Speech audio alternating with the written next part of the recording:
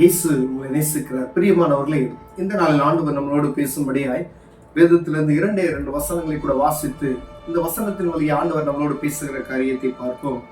மத்தேயுவின் புஸ்தகம் 12வது அதிகாரம் 31வது வசனம் 32வது வசனம் இப்படியாக சொல்லுகிறது: ஆதலால் நான் உங்களுக்கு சொல்லுகிறேன், எந்த பாவமும் எந்த தூசணமும் மனுஷனுக்கு மன்னிக்கப்படும், ஆவியானவருக்கு விரோதமான தூசணமோ மனுஷனுக்கு மன்னிக்கப்படுவதில்லை. எவனாகிலும் மனுஷகுமாரனுக்கு விரோதமான வார்த்தைகளை சொன்னால் அது அவனுக்கு மன்னிக்கப்படும். எவனாகிலும் பரிசுத்த ஆவிக்கு விரோதமாக பேசினால் இது இன்மையிலும் மறுமையிலும் அவனுக்கு மன்னிக்கப்படாது.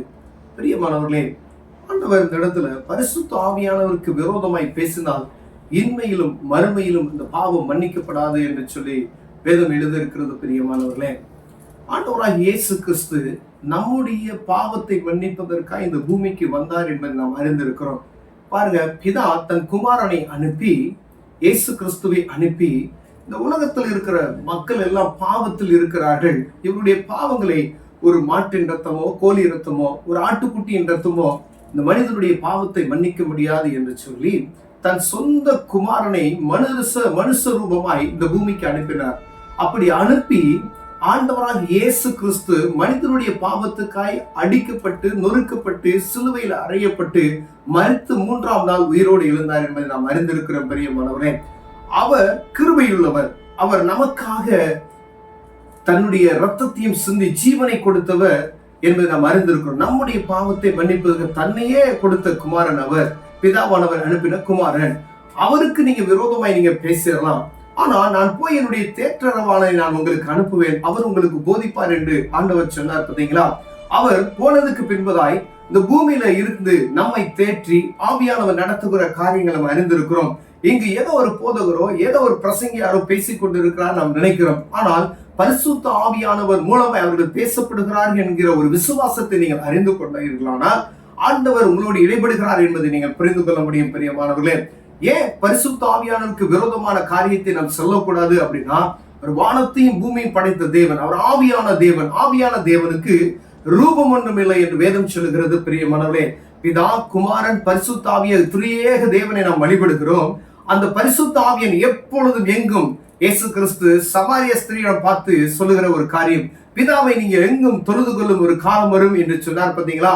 இந்த காலத்துல நாம் இருக்கிறோம். எங்கும் உங்க வீட்டுல, ஆலயத்துல நீங்க டிராவல் பண்ணும்போது எப்பொழுதும் நீங்க ஒரு எக்ஸாம் போறீங்க, ஒரு இன்டர்வியூ போறீங்க, ஒரு பிசினஸ் காரியமா போறீங்க, நீங்க எங்க ஜெபித்தாலும் ஆண்டவர் அங்கு பிரசன்னமாவார். பரிசுத்த ஆவியானவர் உங்களோட கூட நடந்து வருவார், வாகனத்துல வருவார். பரிசுத்த ஆவியானவரை குறித்து அந்த குட் மார்னிங் ஹோலி ஸ்பிரிட் என்ற புத்தகத்துல அவர் எழுதியிருக்கிற அந்த காரியத்தை நீங்கள் படித்தீர்களானால் பரிசுத்த ஆவியானுடைய மேன்மையை குறித்து நாம் அறிந்து கொள்ள முடியும். பிரியமானவர்களே, இந்த பரிசுத்த ஆவியானவர் ஒரு ஆள் தத்துவமான ஒரு காரியம். நீங்க அதை உணரும் பொழுது, அவரை அறிந்து கொள்ளும் பொழுது, இந்த பரிசுத்த ஆவியின் அபிஷேகத்தை நீங்கள் பெற்றுக் கொள்ளும் பொழுது அவர் எப்படிப்பட்டவர் என்பதை நாம் அறிந்து கொள்ள முடியும். பிரியமானவர்களே, வேதம் சொல்கிறது, ஒரு பிசாசு ஒரு மனிதனை விட்டு வெளியே போகும் பொழுது அவனை அலக்களித்து அப்படி கடந்து செல்லும் என்று வேதம் சொல்லுகிறது. பிரியமானவர்களே, அவனை அவமானப்படுத்தி வெளியே கடந்து செல்லுகிறது.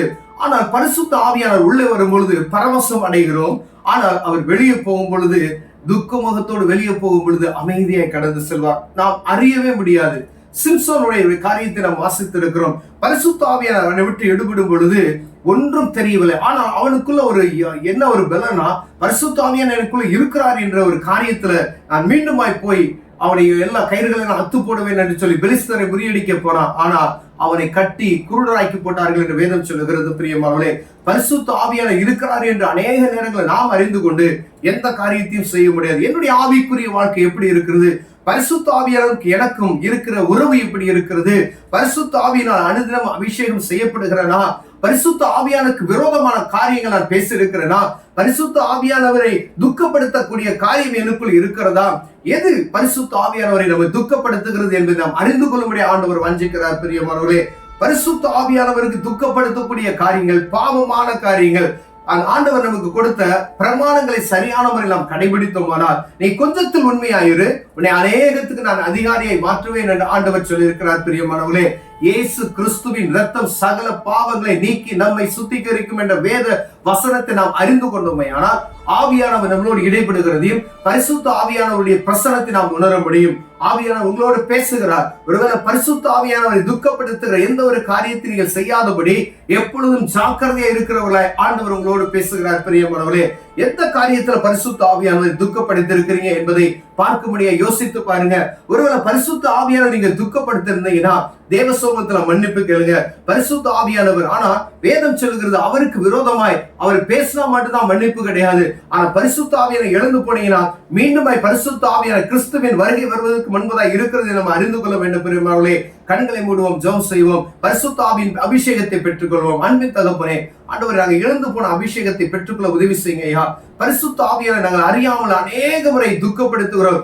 எங்களுக்குள் ஆவியானவர் வாசம் செய்கிறார் என்பதை மறந்து எங்களை அறியாமையே பல காரியங்களை செய்திருக்கிறோம் ஐயா. மன்னித்தருளும், புதிய மனிதராய் மாற்றும். இயேசுவின் நாமத்தில் பிதாவே, ஆமென்.